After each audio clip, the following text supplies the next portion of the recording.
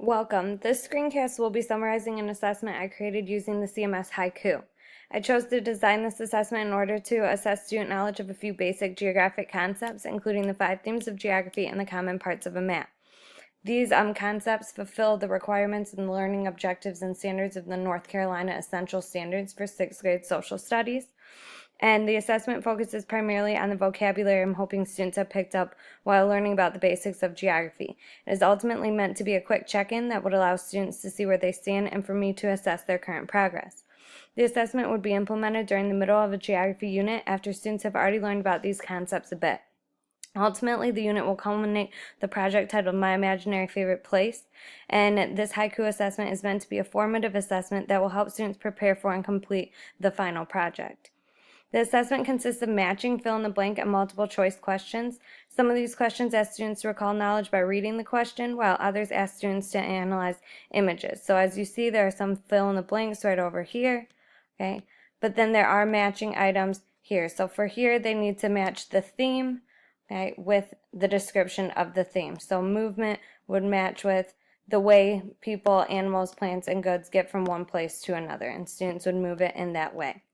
However, there are also others that are going to ask students to analyze an image such as this and then identify that this image shows lines of latitude, which are imaginary lines that pinpoint locations north or south of the equator, also known as parallels. After taking the assessment once, students will be required to reflect on their performance by completing a self-assessment or reflection activity, after which they will have a conference with me. These activities will ask students to identify areas of strength and concern and determine what the next step is, whether it's moving on to the project or engaging in some review or remediation and taking the assessment a second time. The rubric 4.0 criteria that apply include self-assessment, feedback, transfer of knowledge, which partially applies.